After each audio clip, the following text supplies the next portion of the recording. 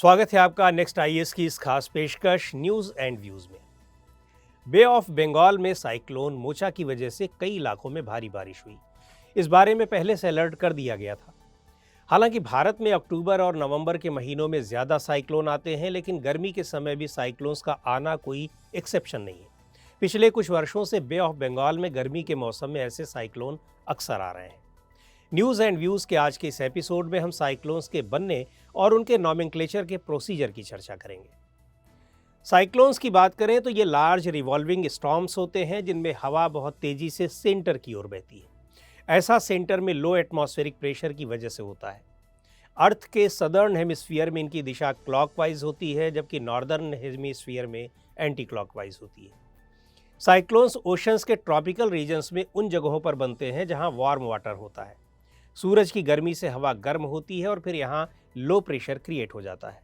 इस वजह से हवा बहुत तेज़ी से ऊपर की ओर उठती है और फिर मॉइस्चर से सैचुरेट हो जाती है। फिर यही सैचुरेटेड एयर कंडेंस होकर बड़े थंडर क्लाउड्स में बदल जाती है। दुनिया के अलग अलग देशों में इन साइक्लोन्स को अलग अलग नामों से जाना जाता है। मसलन इंडियन ओशन में ये साइक्लोन्स कहे जाते हैं, यूएसए में टॉर्नेडोज कहे जाते हैं, Caribbean sea, north Atlantic ocean, eastern और सेंट्रल नॉर्थ पैसिफिक ओशन में इन्हें हरिकेन कहा जाता है, वेस्टर्न नॉर्थ पैसिफिक रीजन में टाइफून्स कहे जाते हैं, जापान में टाइफू कहे जाते हैं, नॉर्दर्न ऑस्ट्रेलिया में विली विली। इस तरीके से ट्रॉपिकल साइक्लोन्स क्लाइमेटोलॉजिकल फेनोमेना है। ये बनते तो सिर्फ ओशंस और सीज के ऊपर ही है, यानी सागर और महासागर के ऊपर, लेकिन कोस्टल इलाकों को सबसे ज़्यादा नुकसान पहुंचाते हैं। दूसरे एटमॉस्फेरिक डिस्टर्बेंसेस से ये कुछ मामलों में अलग होते हैं। मसलन ट्रॉपिकल साइक्लोन्स दूसरे एटमॉस्फेरिक डिस्टर्बेंसेस की तुलना में सबसे ज़्यादा वायलेंट और डिजास्टर्स होते हैं। इनकी average speed 120 kilometre per hour होती है। कई बार ये स्पीड 400 किलोमीटर पर आवर तक भी पहुंच जाती है। ये सीजनेबल होते हैं और साल के निश्चित महीनों में ही आते हैं। साइक्लोन्स के नेमिंग प्रोसीजर को भी जानते हैं कि कैसे इनके नाम रखे जाते हैं और ये काम कौन करता है। एक्चुअली 1953 से मायामी नेशनल हरिकेन सेंटर और वर्ल्ड मेटेरोलॉजिकल ऑर्गेनाइजेशन यानी WMO ट्रॉपिकल स्टॉर्म्स और ट्रॉपिकल साइक्लोन्स के नाम रखते रहे हैं। WMO Geneva based United Nations की एजेंसी है, लेकिन नॉर्दर्न इंडियन ओशन में उठने वाले साइक्लोन्स का कोई नाम नहीं रखा गया था।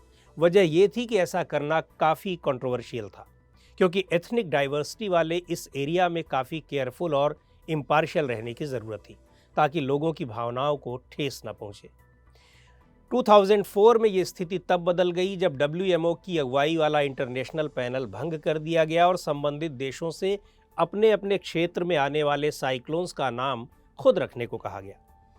उससे पहले 2000 में ओमान के मस्कट में WMO और ESCAP के पैनल ने यह तय किया था कि बे ऑफ बंगाल और अरेबियन सी में उठने वाले साइक्लोन्स का नामकरण कैसे किया जाएगा। इस फार्मूले के तहत पैनल के 8 कंट्रीज़ को 64 नाम तय करने थे। इस लिस्ट में सभी देशों को उनके नाम के अल्फ़ाबेटिकल सीक्वेंस में रखा गया था। एक बार जब इस लिस्ट से नाम पूरे हो गए तो 2020 में 13 देशों ने 169 नाम फिर से तय कर लिए। 2013 में भारत के साउथ ईस्टर्न कोस्ट पर आए पाइलिन साइक्लोन का नाम थाईलैंड ने रखा था, जबकि इसी इलाके में आए एक अन्य साइक्लोन नीलोफर का नाम पाकिस्तान ने रखा था। इस सूची में शामिल मेघ, सागर और वायु जैसे कई नाम भारत ने दिए हैं। साइक्लोन स्पेशलिस्ट्स का पैनल हर साल मिलता है और ज़रूरत पड़ने पर यह सूची फिर से भरी जाती है, यानी रिवाइज होती है। इस लिस्ट में अब पब्लिक भी साइक्लोन्स के नाम सुझा सकती है, लेकिन नाम सुझाते वक्त कुछ सावधानियां बरतनी ज़रूरी होती है, जैसे नाम छोटे और आसानी से समझ में आने वाले हों, कल्चरली सेंसिटिव ना हों और कोई निगेटिव मीनिंग देने वाले ना हों। भारत में इस तरह साइक्लोन्स के नाम सुझाने वालों को अपने सुझाव इंडिया मेटेरोलॉजिकल डिपार्टमेंट के पास भेजना होता है। एक बात और, ऐसा नहीं है कि 64 नामों की सूची को लेकर कोई कंट्रोवर्सी न रही हो। 2013 में श्रीलंका की ओर से रखे गए महासेन नाम को लेकर श्रीलंका के राइट विंग लोगों ने काफ़ी अपोज किया, जिसे बाद में बदलकर वियारू कर दिया गया।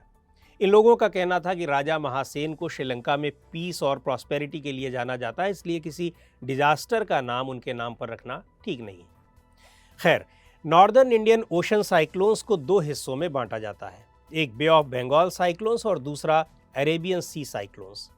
इस संबंध में हालिया रिसर्च में सामने आया है कि बे ऑफ बंगाल साइक्लोन्स में उठने वाले साइक्लोन्स कम हो रहे हैं, जबकि अरेबियन सी साइक्लोन्स में पिछले 2 डिकेड्स में बढ़ोतरी हुई है और इसकी वजह ग्लोबल वार्मिंग को बताई जा रही है। भोपाल स्थित Indian institute of science education and research के मुताबिक भारत में आने वाले साइक्लोन्स में 49.8% अक्टूबर से दिसंबर में आते हैं, जबकि 28.9% अप्रैल से जून में आते हैं। ये 130 सालों के पैटर्न के बाद निकलकर आया है। साइक्लोन जैसी मौसमी घटनाओं को रोकना इंसानों के हाथ में नहीं है, लेकिन कुछ सावधानियां बरतते हुए हम इनके प्रभावों को कम जरूर कर सकते हैं। ओल्ड साइक्लोन्स के pattern, wind speed, affected areas, flooding frequency, इन सब चीज़ों से हम उस इलाके का पता लगा लेते हैं जहां साइक्लोन नुकसान पहुंचाने वाला होता है। इसके बाद लैंड यूज़ प्लानिंग की जाती है, यानी वहां के लोगों को सेटल करने के लिए सेफ जगहों की तलाश की जाती है। फिर जिन इलाकों में फ्रिक्वेंटली साइक्लोन्स आते हैं, उन इलाकों में इंफ्रास्ट्रक्चर डेवलपमेंट करते समय खास ध्यान रखा जाता है कि वे तेज़ हवा के थपेड़ों को सहने के काबिल हो। ऐसे इंफ्रास्ट्रक्चर से जान माल के नुकसान को कम किया जा सकता है। साइक्लोन वाले इलाकों में घरों की छतें स्लोप वाली होनी चाहिए, जिससे तेज़ हवा में उनके उड़ने का खतरा कम हो जाता है। इसके अलावा घरों के कुछ दूरी पर पेड़ों की कतार लगाई जाती है, जिससे तेज़ हवा का इम्पैक्ट कुछ कम हो जाता है। साइक्लोन अफेक्टेड एरियाज में नेशनल, स्टेट और रीजनल लेवल पर पर्याप्त संख्या में साइक्लोन शेल्टर्स होने चाहिए, ताकि अफेक्टेड लोगों को वहां रखा जा सके। इसके अलावा flood management, vegetation cover improvement, coastal इलाकों में मैंग्रोव प्लांटेशन, सलाइन एम्बैंकमेंट और ऐसे इलाकों में रहने वाले लोगों को अवेयर करके इन साइक्लोन से होने वाले नुकसान को मिनिमाइज किया जा सकता है। साइक्लोन्स के एडवर्स इफेक्ट्स को कम करने के मकसद से भारत में भी कई प्रयास किए गए हैं। सबसे पहले तो साइक्लोन्स की वजह से जान माल के नुकसान को कम करने के लिए वर्ल्ड बैंक की मदद से मिनिस्ट्री ऑफ होम अफेयर्स ने national cyclone risk mitigation project NCRMP launch किया है। भारत के 25 स्टेट्स के 30 सबसे ज़्यादा फ्लड प्रोन डिस्ट्रिक्ट्स में कम्युनिटी वॉलंटियर्स को ट्रेन करने के लिए NDMA ने सेंट्रली स्पॉन्सर्ड स्कीम आपदा मित्र योजना बनाई है। Integrated coastal zone management project के जरिए कोस्टल एरियाज़ के लिए कॉम्प्रहेंसिव प्लान्स बनाए गए हैं। इनमें आम लोगों की समझ के लिए साइक्लोन्स की कलर कोडिंग बहुत इंपॉर्टेंट है। इसके ज़रिए कैलेमिटीज़ के आने से पहले ही कलर्स के ज़रिए लोगों को साइक्लोन्स की इंटेंसिटी की जानकारी देने की कोशिश की जाती है। इस कलर कोडिंग में ग्रीन, येलो, ऑरेंज और रेड कलर का यूज़ होता है। साइक्लोन वार्निंग सर्विसेज और मैरीन वेदर सर्विसेज के लिए ईस्ट एंड वेस्ट कोस्ट्स पर 7 अलग अलग साइक्लोन वार्निंग सेंटर्स बनाए गए हैं। साइक्लोन्स के मामले में इंडियन सब कॉन्टिनेंट दुनिया के सबसे ज़्यादा अफेक्टेड रीजन्स में आता है। ऐसा इसकी 8041 किलोमीटर लंबी कोस्ट लाइन के कारण है। इसी वजह से दुनिया भर में कुल साइक्लोन्स के 10% साइक्लोन्स इंडियन सब कॉन्टिनेंट में आते हैं। इसी को देखते हुए IMD, NIDM जैसी एजेंसियों को हमेशा चौकन्ना रहने की ज़रूरत है, जिससे साइक्लोन से होने वाले जानमाल के नुकसान को कम से कम किया जा सके। क्लाइमेट चेंज की स्थिति में ये सावधानियां और भी ज़रूरी हो जाती हैं। तो आज के इस एपिसोड में इतना ही। अगले एपिसोड में हम फिर मिलेंगे एक नए टॉपिक के साथ। आपको ये प्रोग्राम कैसा लगा, कमेंट करके हमें ज़रूर बताएं। आप अपने सुझाव भी हमें भेज सकते हैं।